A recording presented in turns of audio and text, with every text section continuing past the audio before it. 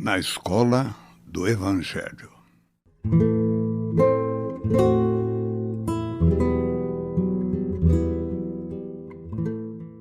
Oferecendo este esforço modesto ao ouvinte amigo, julgo prudente endereçar-lhe uma explicação quanto à gênese desses capítulos. Dentro deles, sou o primeiro a reconhecer que os meus temas não são os mesmos. Os que se preocupam com a expressão fenomênica da forma não encontrarão, talvez, o mesmo estilo. Em período algum, faço referências de sabor mitológico. E naqueles velhos amigos que, como eu próprio aí no mundo, não conseguem atinar com as realidades da sobrevivência, surpreendo, por antecipação, as considerações mais estranhas. Alguns perguntarão com certeza se fui promovido a ministro evangélico. Semelhante admiração pode ser natural, mas não será muito justa. O gosto literário sempre refletiu as condições da vida, do espírito. Não precisamos muitos exemplos para justificar o acerto. Minha própria atividade literária na Terra divide-se em duas fases, essencialmente distintas. As páginas do Conselheiro 20 são muito diversas das em que vazei as emoções novas que a dor, como lâmpada maravilhosa, me fazia descobrir no país da minha alma. Meu problema atual não é o de escrever para agradar, mas o de escrever com proveito. Sei quão singelo é o esforço presente. Entretanto, desejo que ele reflita o meu testemunho de admiração por todos que trabalham pelo Evangelho no Brasil. Nas esferas mais próximas da Terra, os nossos labores por afeiçoar sentimentos, a exemplo do Cristo, são também minuciosos e intensos. Escolas numerosas se multiplicam para os espíritos desencarnados. E eu, que sou agora um discípulo humilde desses educandários de Jesus, reconheci que os planos espirituais têm também o seu folclore. Os feitos heróicos e abençoados, muitas vezes anônimos no mundo, praticados por seres desconhecidos, encerram aqui profundas lições em que encontramos forças novas. Todas as expressões evangélicas têm entre nós a sua história viva. Nenhuma delas é símbolo superficial. Inúmeras observações sobre o Mestre e seus continuadores palpitam nos corações estudiosos e sinceros. Dos milhares de episódios desse folclore do céu, consegui reunir 30 e trazer ao conhecimento do amigo generoso que me concede a sua atenção. Concordo em que é pouco, mas isso deve valer como tentativa útil, pois estou certo de que não me faltou o auxílio indispensável. Hoje, não mais cogito de crer porque sei. E aquele mestre de Nazaré polariza igualmente as minhas esperanças. Lembro-me de que um dia, palestrando com alguns amigos protestantes, notei que classificavam a Jesus como rocha dos séculos. Sorri e passei. Com os pretensos espíritos fortes de nossa época aí no mundo, Hoje, porém, já não posso sorrir, nem passar. Sinto a rocha milenária, luminosa e sublime que nos sustenta o coração, atolado no pântano de misérias seculares. Aqui estou para prestar o meu pleito de reconhecimento com estes 30 capítulos simples, cooperando com os que trabalham devotadamente na sua causa divina de luz e de redenção. Jesus vê que no vaso imundo do meu espírito penetrou uma gota de seu amor desvelado e compassivo. O homem perverso que chegava da terra encontrou o raio de luz destinado à purificação de seu santuário. Ele ampara os meus pensamentos com a sua bondade sem limites. A ganga terrena ainda abafa em meu coração o ouro que me deu da sua misericórdia. Mas como Bartolomeu, já possuo bom ânimo para enfrentar os inimigos de minha paz, que se abrigam em mim mesmo. Tenho a alegria do Evangelho, porque reconheço que o seu amor não me desampara. Confiado nessa proteção amiga e generosa, meu espírito trabalha e descansa. Agora, para consolidar a estranheza dos que me ouvem com o sabor de crítica tão ao gosto do nosso tempo, justificando a substância real das narrativas dessa minissérie adaptada do meu livro Boa Nova, citarei o apóstolo Marcos, quando diz no capítulo 4, versículo 34, "E sem parábola nunca lhe falava, porém tudo declarava em particular aos seus discípulos."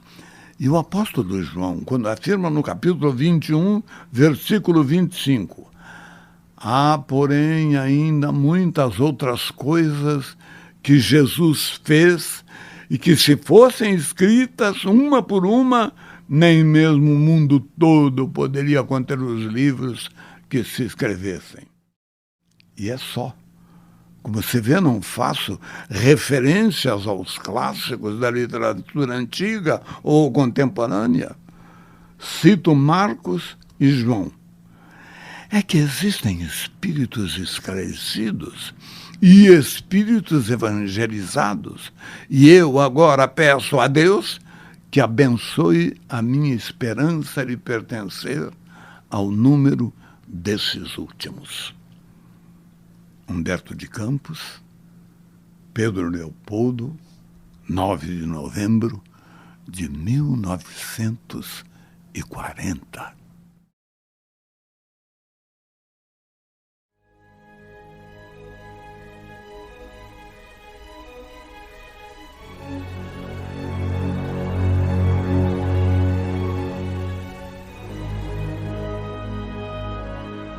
Esqueça o presente.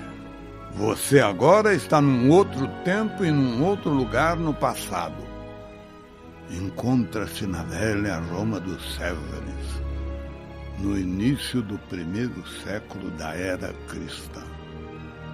Colunas enfileiradas rodeiam a praça imensa. Palácios, templos e santuários de impressionante beleza arquitetônica multiplicam-se até onde a sua vista alcança, ornados por flores e chafarizes que só em sonhos se veem. Poetas, músicos, mendigos, mágicos, falsos messias, charlatães, escribas, ladrões, soldados, comerciantes e famílias com crianças formam a barulhenta multidão. Do alto de uma tribuna dourada, Augusto, o imperador, assiste à grande festa popular. Ele é jovem, enérgico e magnânimo, mas também é franzino e doente. Seu longo período como chefe supremo do povo romano traz benefícios notáveis. O grande império repousa numa onda de harmonia, depois de guerras tenebrosas. Erguem-se agora monumentos, renovam-se as leis, a educação, a segurança e a justiça. O hino de uma paz duradoura começa em Roma e daí se espalha pelos confins do império, como se levado pelo vento até as anônimas e sofredoras almas das mais remotas províncias. Caio, Júlio, César, Otávio, Augusto se comove. Todos juntam suas vozes, seus sorrisos e seus ombros num cântico de gratidão à paz que ilumina o império. Mas se os historiadores e aquele homem magro, enfermo, curvado ao peso de governar o mundo, pudessem adivinhar, saberiam a razão da alegria do povo. É que o Cristo, nesse instante, se aproxima da terra.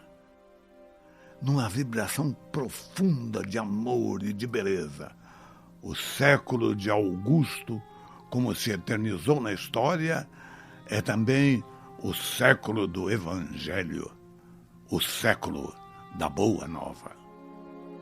Agora você deixa a suntuosidade da capital romana e segue sua imaginação até uma das mais distantes províncias do Império, a Palestina.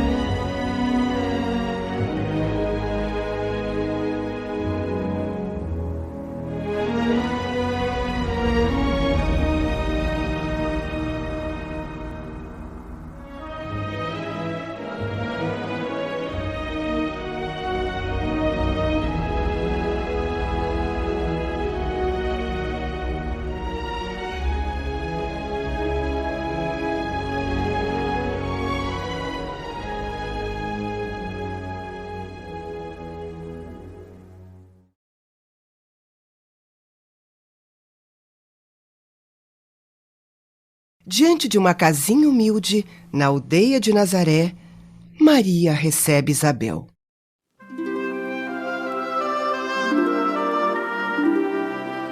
Prima, que feliz ideia foi essa de vir até minha casa? Não foi só saudade, Maria. Confesso que também vim buscar um pouco da sua grande experiência como mãe. Acho que vai voltar de mãos vazias. Eu mesma vivo buscando essa experiência e até hoje não encontrei. É sério, prima.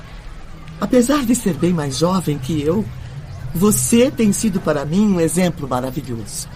Vejo preocupação nos seus olhos, Isabel. Algum problema? Onde está João? Não veio com você? Sim, veio, mas nem bem chegamos aqui. E ele já se juntou ao pequeno Jesus. E lá se foram os dois, correndo e saltando como coelhos perseguidos por um leão. Um leão seria menos perigoso do que um homem ferido em sua vaidade. Agora eu é que vejo preocupação nos seus olhos, Maria. O que está acontecendo? José e eu levamos nosso pequeno Jesus a Jerusalém para as festas. Por um instante, eu e meu marido nos distraímos e o menino desapareceu. Deus! Que aflição! E onde ele estava? No templo, ensinando os orientadores a resolver problemas difíceis. No olhar de cada um daqueles velhos doutores, eu não só vi admiração, como também rancor e despeito. Entendo agora porque um leão é menos perigoso do que um homem com a vaidade ferida. Mas João também me assusta, Maria. O jeito dele não combina com a idade. Um meninozinho mergulhado em profundas meditações, caminhando sozinho pelos campos, o rosto grave, como se carregasse os problemas do mundo. O que posso dizer, prima Isabel?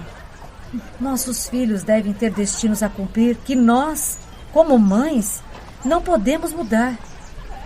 Meu pequeno Jesus fala de igual para igual com os sábios do templo. E de igual para igual com as lavadeiras do lago e os mendigos da estrada. Isso não te deixa com medo, Maria? Sempre. E para amenizar os meus temores, digo a mim mesma, todos os dias, que meu filho foi mandado por Deus para revelar à humanidade um caminho novo, pleno de luz. Não sou tão forte assim, querida prima. Tenho o espírito abalado por receios o tempo todo. Como será o amanhã do meu menino? A ciência dos nossos filhos não nasceu neste mundo, Isabel. É a voz de Deus falando pelos lábios de duas crianças. Alguém no templo ameaçou seu pequeno Jesus? Não abertamente.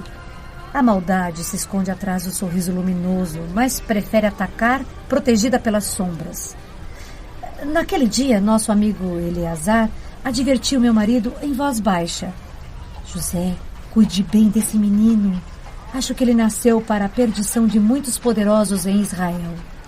Eleazar tem um bom relacionamento com os poderosos.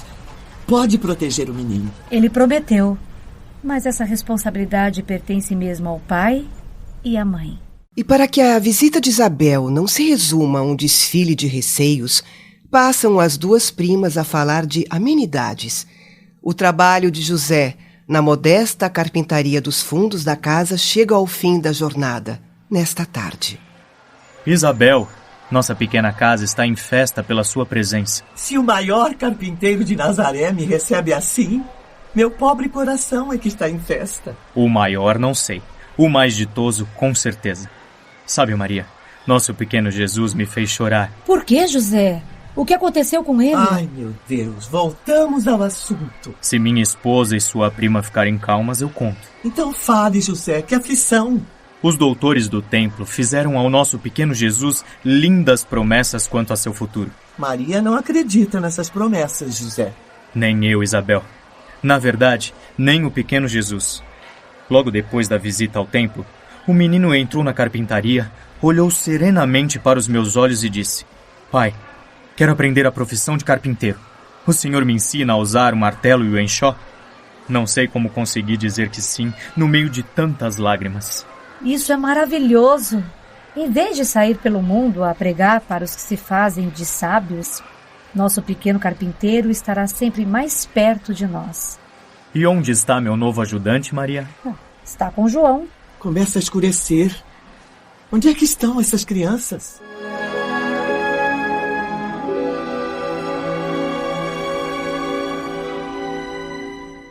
Nazaré tem uma das mais bonitas e singelas paisagens da Galileia, talvez de toda a Palestina. Ruas estreitas calçadas com pedras, casas humildes e pequenas lojas amontoam-se numa concavidade em cima das montanhas, ao norte do vale de Esdrelon. Aos olhos do caminhante, que vai até um pouco mais alto, reserva o entardecer um espetáculo de sonho. Indeciso se é vermelho ou amarelo, lá vai o céu se estendendo até onde não mais se vê. Como se desde sempre fizessem parte desse belo cenário, os meninos Jesus e João escalam uma imensa pedra. Do ponto mais alto, podem avistar melhor as infindáveis paisagens que se espalham pelo soberbo conjunto de montes, vales e águas cristalinas. Em pé, cabelos e vestes agitados pela brisa, como um pequeno general a instruir seu soldado de confiança, Jesus indica a João as montanhas de Samaria, Magedo, Gilboé e inúmeros outros montes, colinas, golfos, cumes e rios, entre eles o Monte Tabor, a ser eternizado anos depois pelo milagre da transfiguração de Cristo. Mesmo aflitas pela sorte dos filhos e cansadas por subirem a montanha, Maria e Isabel trocam sorrisos de alívio quando os veem de longe. Uma pausa para tomar fôlego e seguem as duas mães, felizes, ao encontro deles.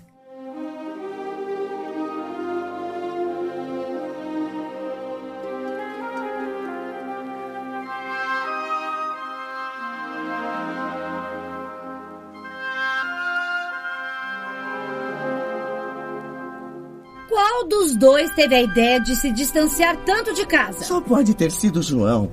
É mais velho e influencia o primo mais novo. João não deve ser culpado, tia Isabel. A ideia de subir a montanha foi minha. Filho querido, sabe o quanto me preocupo por você? O quanto temo por seu futuro? Jamais saberemos a verdade, Maria. Os dois se protegem um ao outro. Mãe, o que a senhora quer de mim? A minha comunhão com o Pai que está no céu não tem sido demonstrada? Você é muito pequeno, meu filho. A vida exige preparo. Se neste mundo houver preparação melhor do que aquela que Deus me oferece, essa eu aceito. Meu lar é a minha escola. Meu ofício é carpinteiro, como meu pai. A madeira bruta precisa ser trabalhada e polida. Eu também. Jesus, se tio José e tia Maria deixarem, você fica uns dias com a gente na minha casa? Não, João. Você será o primeiro a partir. De fato, João partiu primeiro. Alguns anos depois, já adulto e chamado de Batista, começa o primo de Jesus a gloriosa tarefa de preparar o caminho à verdade. Nas operações iniciais da difícil conquista, veste-se de peles e alimenta-se de mel silvestre. Com sua figura incomum, a tal ponto empenha-se João Batista no testemunho da verdade, sendo degolado por ser fiel a ela. João precede a lição da misericórdia e da bondade. Cristão ativo, luta contra as próprias imperfeições. Operário da primeira hora, é ele o símbolo rude da força que arranca as raízes do mundo para que o reino de Deus prevaleça nos corações. Presença franca e áspera do profeta de Jesus, está João Batista entre os mais belos símbolos imortais do cristianismo. O próprio mestre dos mestres o elevou a esse patamar. Os personagens históricos cujas vidas foram entrelaçadas com a de João podem ser assim descritos. Salomé representa a futilidade do mundo. Herodes e sua mulher, o convencionalismo político e o interesse particular. João é a verdade. E a verdade dilacera, magoa e leva a sacrifícios extremos. É por essa razão que dele diz Jesus: dos nascidos de mulher, João Batista é um... Esqueça o presente. Você agora está num outro tempo e num outro lugar no passado. Encontra-se no início do primeiro século da era cristã. Numa vibração profunda de amor e de beleza. O século de Augusto, como se eternizou na história, é também o século do Evangelho, o século da Boa Nova.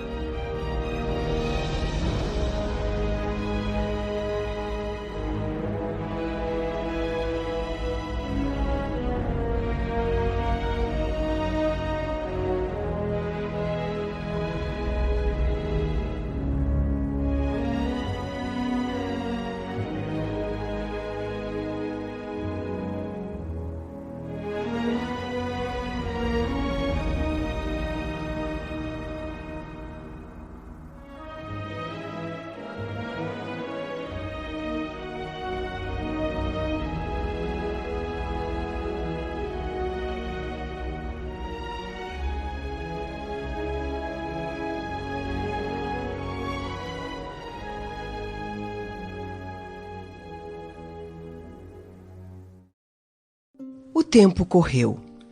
A infância dos campos e da carpintaria ficou no passado. Você tem agora diante de si um homem chamado Jesus. Estamos nos primeiros dias do ano 30.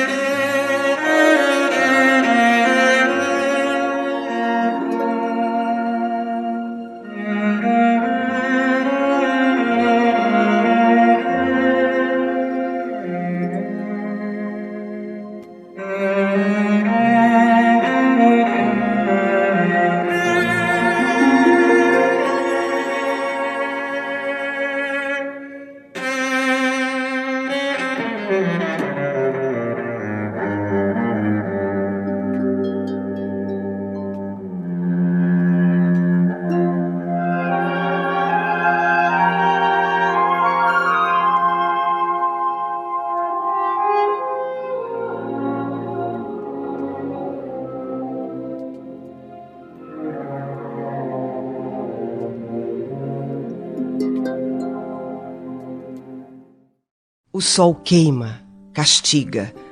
O cenário é triste.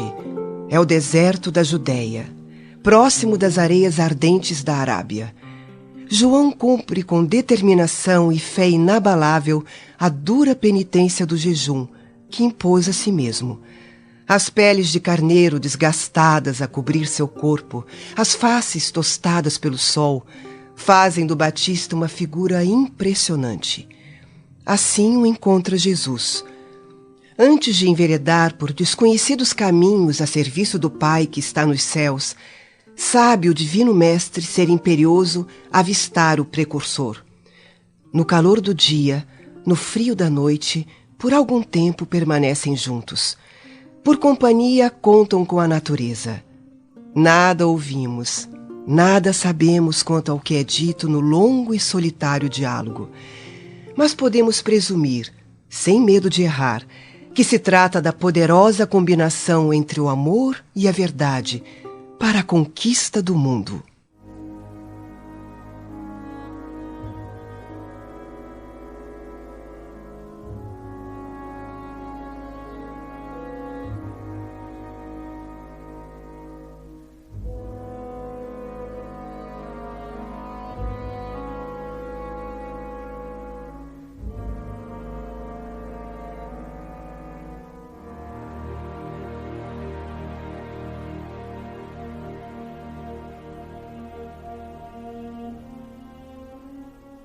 Despedem-se os primos.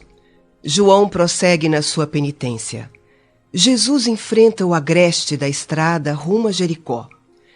Depois de refrescar-se no oásis, bênção de verdura e água que ali contrasta com o restante do deserto, segue para Jerusalém, onde chega ao anoitecer.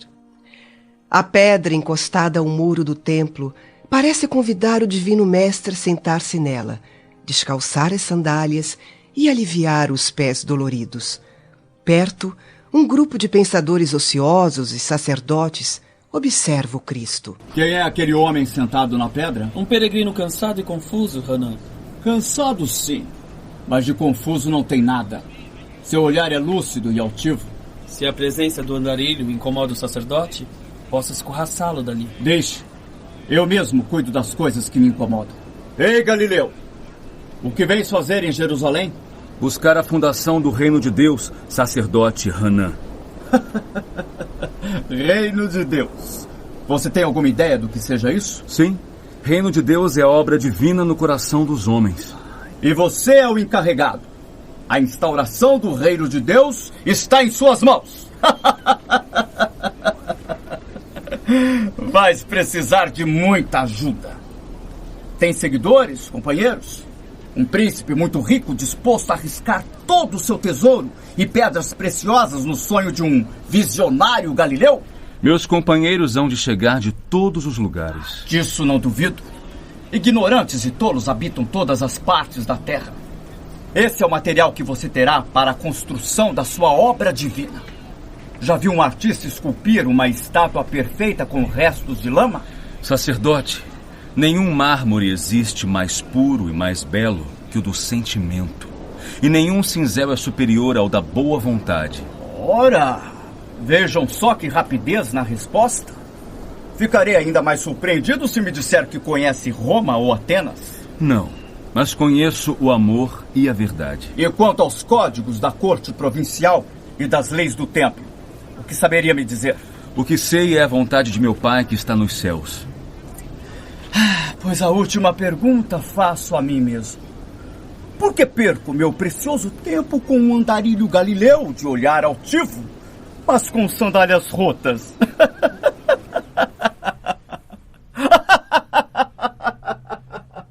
Sandálias rotas que voltarão a cruzar os passos do sacerdote. Na mesma pedra usada como banco, recosta-se agora o mestre para passar a noite. E na manhã seguinte, o sol já o encontra na estrada, rumo a Nazaré, depois Caná e finalmente Cafarnaum.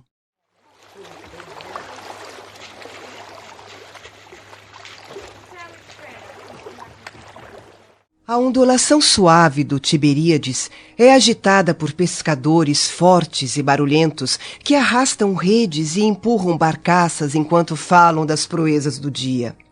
Felizes e distraídos, nem mesmo notam que alguém se aproxima deixando uma longa fila de pegadas na areia.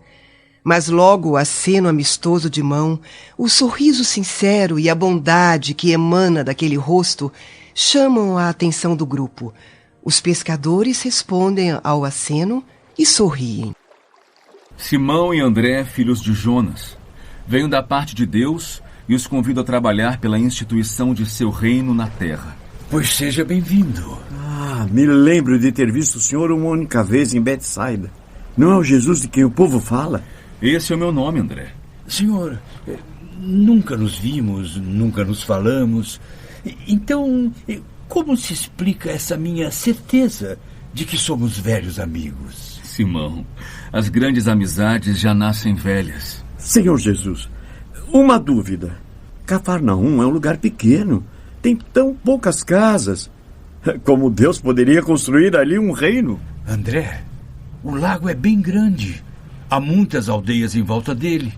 Juntando-se todas elas, pode-se formar um reino. Sobre isso falaremos no devido tempo. Querem ser meus discípulos? Meu espírito esperava por essa pergunta, Senhor Jesus. Sim, seguirei os seus passos. 2 podem ajudar mais do que 1. Conte comigo também, mestre. Não entendem os demais pescadores, distanciados espiritualmente de sentimentos dessa grandeza, como aqueles 2 irmãos, de forma tão rápida, se entregam de corpo e alma a um desconhecido de fala mansa e sorriso cativante. Jesus envolve num abraço demorado André e Simão, sob a zombaria de alguns descrentes mais ousados. Opositores, contudo, ajudam a construir a história. São necessários. Mesmo descrendo da pregação do Divino Mestre, juntam-se esses críticos a um grupo de curiosos que aumenta a cada instante. À frente dessa pequena multidão, seguido de perto pelos 2 primeiros discípulos, Jesus põe-se a caminhar, altivo e determinado, rumo ao centro de Cafarnaum, onde se ergue o prédio da intendência de Herodes Antipas. Surpreendido pela invasão daquele bando de gente ruidosa que ocupa todo o espaço da coletoria, o publicano que ali trabalha mostra-se apreensivo. Calmamente, Jesus dá alguns passos em sua direção. Levi, o que você faz? Eu recolho os impostos do povo devidos a Herodes. Não quer vir comigo para recolher os bens do céu? Senhor, o que se passa no meu coração neste momento, eu não sei. Mas sei que estou pronto para segui-lo. Meu abraço não é recompensa, nobre Levi, mas é tudo que eu tenho para lhe dar em troca. Minha casa humilde será honrada por sua presença, Senhor Jesus. Pão para o corpo eu ofereço a todos os que nos seguirem. O alimento para o espírito é por conta de Deus. E segue o cortejo tão desigual quanto as pedras que calçam as ruas por onde passa. Para uns, é um ato de fé. Para outros, uma farra. A casa de Simão Pedro, que é pequena, mal consegue abrigar os crentes e os descrentes. Prepara-se agora o Cristo para dizer a que veio. Seu olhar enérgico percorre os rostos, e um silêncio respeitoso cala todas as bocas. Bem-vindos os que atenderam ao primeiro chamado e vieram a esta casa para me ouvir. Bem-vindos também os que aqui vieram para me questionar. Se a estes o primeiro chamado não sensibilizou, haverá o segundo, o terceiro, e quantos forem necessários até que seus corações sejam tocados. O Pai que está nos céus ama a todos os seus filhos, e jamais desistirá nem mesmo do último e mais rebelde deles. Mestre, há uma multidão lá fora ansiosa por ouvi-lo. Se não levar sua palavra até eles, tentarão invadir a pobre casa de meu irmão. E não caberemos todos aqui. Assim farei, André. Ao ar livre teremos o vento e os pássaros como mensageiros. A boa nova chegará mais longe. Compõe-se a multidão de pescadores rústicos e analfabetos, de mulheres aflitas por continuadas flagelações e de crianças sujas, abandonadas, entre publicanos pecadores e simples curiosos. Jesus contempla essa gente toda e dá de presente a ela o melhor sorriso que sua alegria produz. Em Jerusalém, um homem culto e de grande importância me fez perguntas. Queria saber como eu pretendia estabelecer o reino de Deus na terra, se os meus companheiros na empreitada não passavam de pobres excluídos. Muito ouro e pedras preciosas seriam custo de uma obra dessa magnitude, disse o doutor. E como reforço de seu argumento acrescentou: já viu alguma estátua perfeita, modelada, não com o melhor mármore, mas com lama? Então, a verdade vinda do Pai que está nos céus guiou-me a palavra na resposta ao homem culto. Nenhum mármore existe mais puro e mais formoso que o do sentimento, e nenhum cinzel é superior ao da boa vontade. Em todos e em cada um de vocês aqui, diante de mim, está presente um material de base para a construção. Aqui edificarei os alicerces do reino de Deus, onde a miséria e a dor serão convertidas em canto.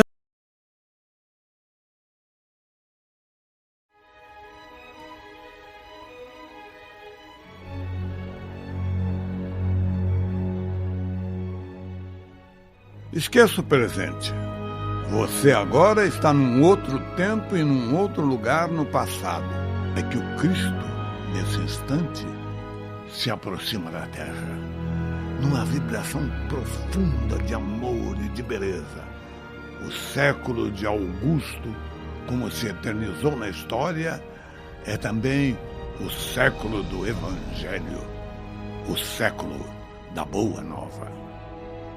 Agora você segue sua imaginação até uma das mais distantes províncias do Império, a Palestina. O oso de Cafarnaum reflete uma imagem deslumbrante nas águas do Tiberíades. Em suas margens, areias revoltas, pisoteadas no dia anterior pela multidão, têm marcas de muitos pés, uns bem calçados, outros com sandálias pobres e uma grande maioria de pés descalços. Se não fossem levadas pelo vento, seriam essas pegadas para sempre testemunhas silenciosas da primeira pregação do Cristo. Uma voz calma fez com que Tiago e João se voltassem. Filhos de Zebedeu, gostariam de pregar a boa nova? Mestre, ouvimos as suas palavras ontem. Seríamos capazes de ajudar o senhor? Capacidade é um dos bons frutos que a semente da boa vontade produz. Deixe de pescar para segui-lo, mestre. Se não me convidasse, senhor, eu iria me oferecer. Nenhum encontro acontece neste mundo sem que haja um motivo, Tiago e João. Num dia tão belo quanto este, por onde andarão os demais pescadores do Tiberíades? Teriam eles combinado deixar na solidão as águas e os peixes apenas para que dois irmãos generosos aqui viessem pescar sozinhos? Não. O divino artífice planejou este momento. No futuro, a boa nova há de se espalhar por todo o mundo.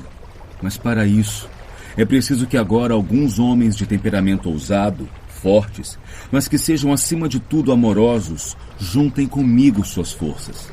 Iniciaremos a maior obra de todos os milênios, a construção do reino de Deus na terra. A partir de agora, somos discípulos de Jesus.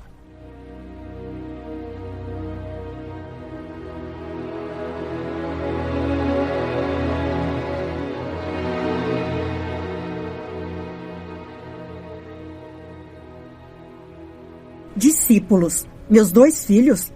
Também fui tocada pelas palavras desse homem chamado Jesus, na pregação de ontem, mas não o conheço a ponto de permitir tal coisa. Pois se o conhecer, mãe, sua vida mudará completamente. E que mudança seria essa? É difícil explicar, mãe. Só se pode entender passando pela experiência. Quero o melhor para meus filhos. Vou perguntar a Jesus o que ele oferece a vocês. Onde encontro esse homem? Não se preocupe, mãe. Se não encontrá-lo, ele a encontrará. Salomé, esposa de Zebedeu, é uma mulher sensível. Preocupada com a sorte dos filhos João e Tiago, começa a ter ideias com base no que o povo fala do novo Messias. Ora, pensa ela, se esse reino prometido por Jesus é verdadeiro e está tão próximo, é claro que por trás de obra tão custosa se oculta algum príncipe imensamente rico. Afinal, quem vai pagar pela construção de todo um reino? Seria Jesus não mais do que o empreiteiro do poderoso desconhecido a recrutar adeptos fortes e determinados para essa monumental construção? E a quem seriam confiados os postos mais altos na ordenação dos trabalhos? Meus 2 filhos têm aptidões para isso, com certeza. Senhora Salomé, receber a visita da mãe de meus novos discípulos é uma honra inigualável. Espero que me perdoe, Senhor Jesus. Interrompi sua reunião com essas pessoas. Venho para fazer um pedido que me parece justo. Todos os pedidos parecem justos a quem os faz. Logo após a instauração de seu reino, peço que meus filhos, João e Tiago, se assentem, um à direita, o outro à esquerda do seu trono, como figuras nobres no grande palácio de onde, sem dúvida, o senhor irá governar. Senhora Salomé, antes é preciso saber se os seus 2 filhos aceitam beber do meu cálice.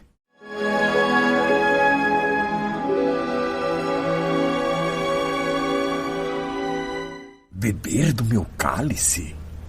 O que Jesus quis dizer com isso, Salomé? Não sei, meu marido. Me senti confusa, meus pensamentos embaraçados. Saí de lá quase correndo, com todos os olhares em mim.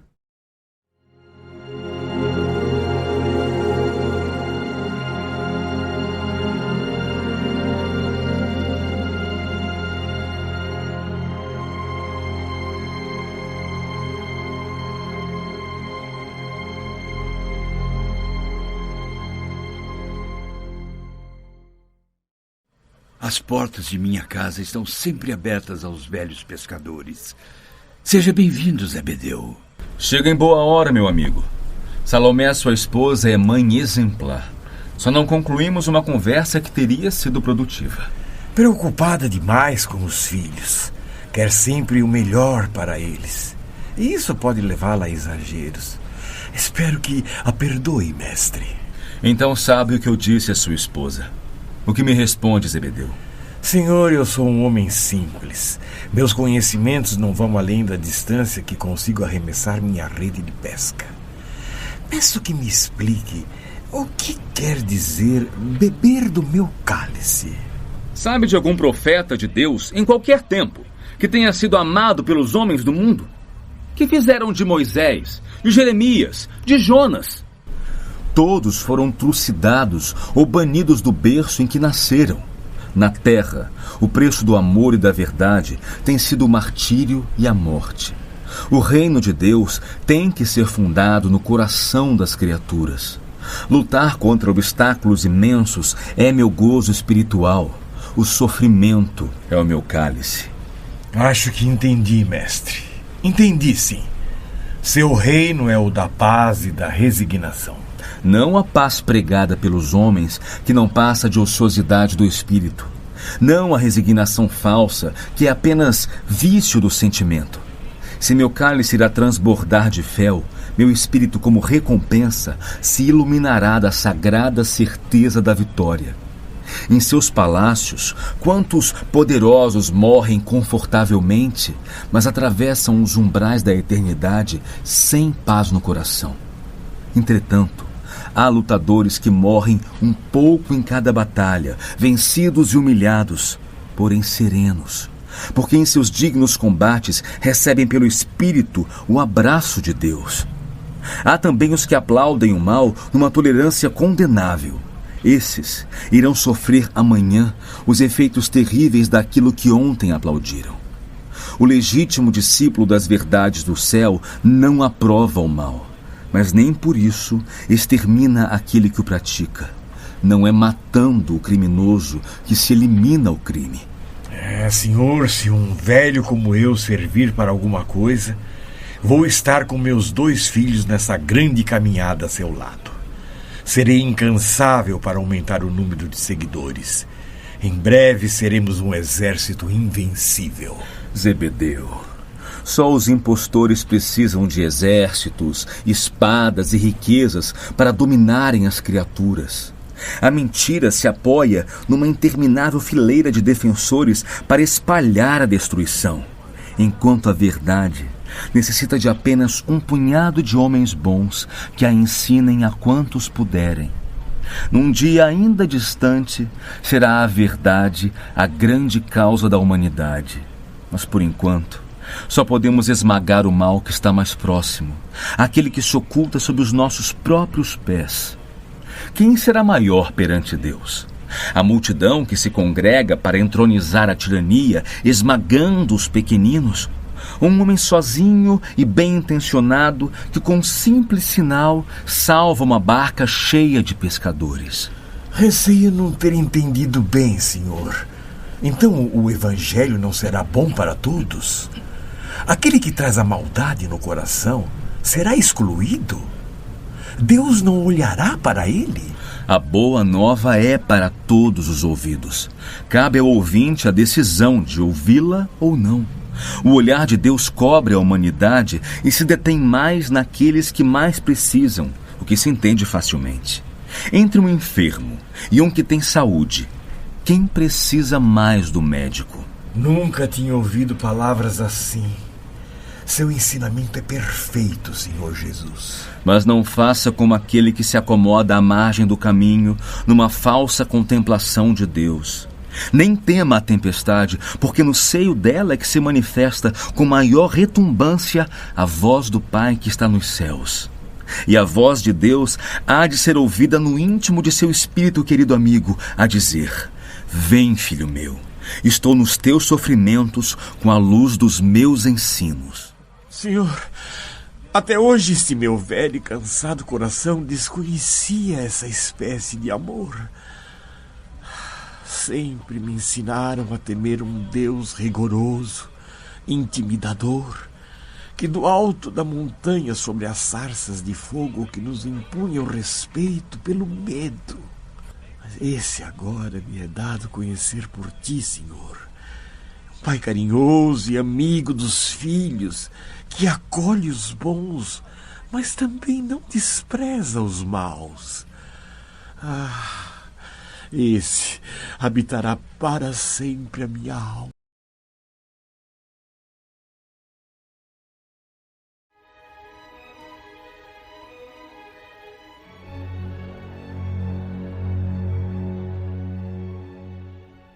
Esqueça o presente.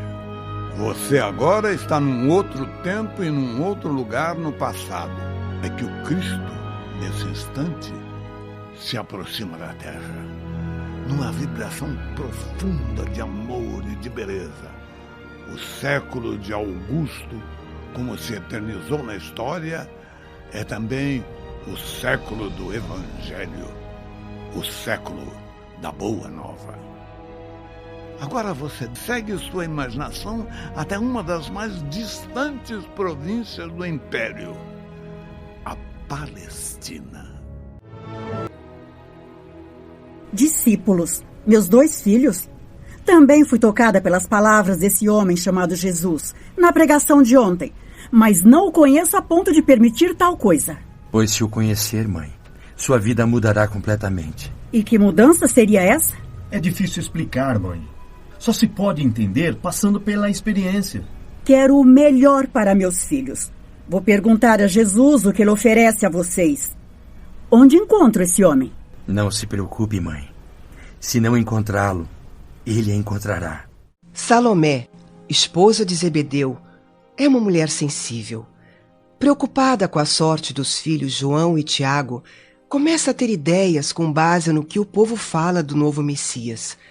Ora, pensa ela, Se esse reino prometido por Jesus é verdadeiro e está tão próximo, é claro que por trás de obra tão custosa se oculta algum príncipe imensamente rico.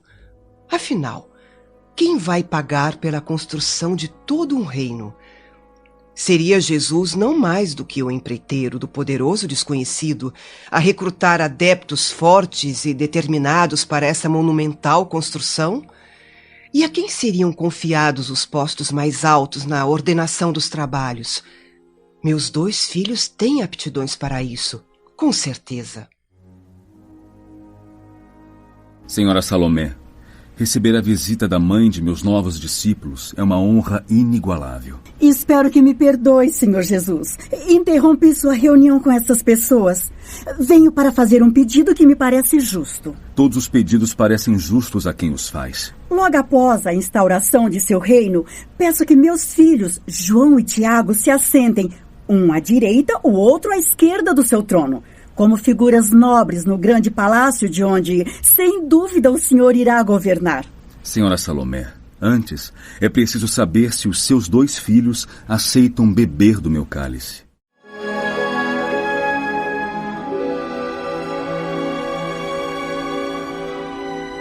Beber do meu cálice? O que Jesus quis dizer com isso, Salomé? Não sei, meu marido. Me senti confusa, meus pensamentos embaraçados. Saí de lá quase correndo, com todos os olhares em mim.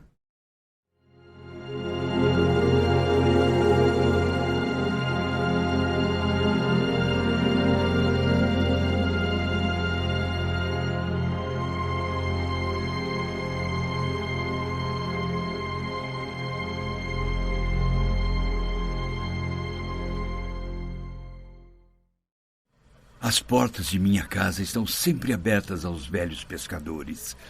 Seja bem-vindo, Zebedeu. Chega em boa hora, meu amigo. Salomé, sua esposa, é mãe exemplar. Só não concluímos uma conversa que teria sido produtiva. Preocupada demais com os filhos. Quer sempre o melhor para eles. E isso pode levá-la a exageros. Espero que a perdoe, mestre. Então sabe o que eu disse à sua esposa. O que me responde, Zebedeu?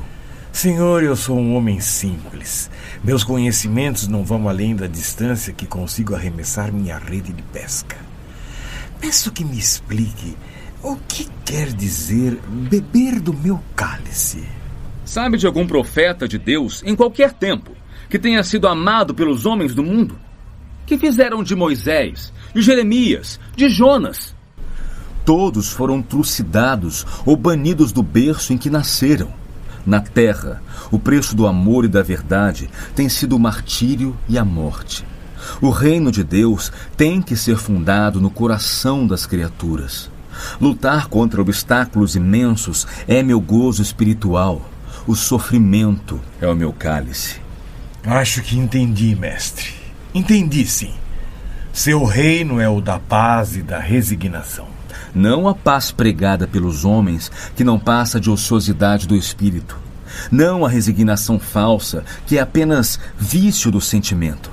Se meu cálice irá transbordar de fel, meu espírito, como recompensa, se iluminará da sagrada certeza da vitória. Em seus palácios, quantos poderosos morrem confortavelmente, mas atravessam os umbrais da eternidade sem paz no coração. Entretanto, há lutadores que morrem um pouco em cada batalha, vencidos e humilhados, porém serenos, porque em seus dignos combates recebem pelo Espírito o abraço de Deus. Há também os que aplaudem o mal numa tolerância condenável. Esses irão sofrer amanhã os efeitos terríveis daquilo que ontem aplaudiram. O legítimo discípulo das verdades do céu não aprova o mal, mas nem por isso extermina aquele que o pratica. Não é matando o criminoso que se elimina o crime. Senhor, se um velho como eu servir para alguma coisa, vou estar com meus 2 filhos nessa grande caminhada a seu lado. Serei incansável para aumentar o número de seguidores. Em breve seremos um exército invencível. Zebedeu, Só os impostores precisam de exércitos, espadas e riquezas para dominarem as criaturas. A mentira se apoia numa interminável fileira de defensores para espalhar a destruição, enquanto a verdade necessita de apenas um punhado de homens bons que a ensinem a quantos puderem. Num dia ainda distante, será a verdade a grande causa da humanidade. Mas, por enquanto, só podemos esmagar o mal que está mais próximo, aquele que se oculta sob os nossos próprios pés. Quem será maior perante Deus? A multidão que se congrega para entronizar a tirania, esmagando os pequeninos? Um homem sozinho e bem intencionado que com um simples sinal salva uma barca cheia de pescadores? Receio não ter entendido bem, senhor. Então o evangelho não será bom para todos? Aquele que traz a maldade no coração será excluído? Deus não olhará para ele? A boa nova é para todos os ouvidos. Cabe ao ouvinte a decisão de ouvi-la ou não. O olhar de Deus cobre a humanidade e se detém mais naqueles que mais precisam, o que se entende facilmente. Entre um enfermo e um que tem saúde, quem precisa mais do médico? Nunca tinha ouvido palavras assim. Seu ensinamento é perfeito, Senhor Jesus. Mas não faça como aquele que se acomoda à margem do caminho, numa falsa contemplação de Deus. Nem tema a tempestade, porque no seio dela é que se manifesta com maior retumbância a voz do Pai que está nos céus. E a voz de Deus há de ser ouvida no íntimo de seu espírito, querido amigo, a dizer: vem, filho meu, estou nos teus sofrimentos com a luz dos meus ensinos. Senhor, até hoje este meu velho e cansado coração desconhecia essa espécie de amor. Sempre me ensinaram a temer um Deus rigoroso, intimidador, que do alto da montanha sobre as sarças de fogo que nos impunha o respeito pelo medo. Mas esse agora me é dado conhecer por ti, Senhor. Um Pai carinhoso e amigo dos filhos, que acolhe os bons, mas também não despreza os maus. Esse habitará para sempre a minha alma.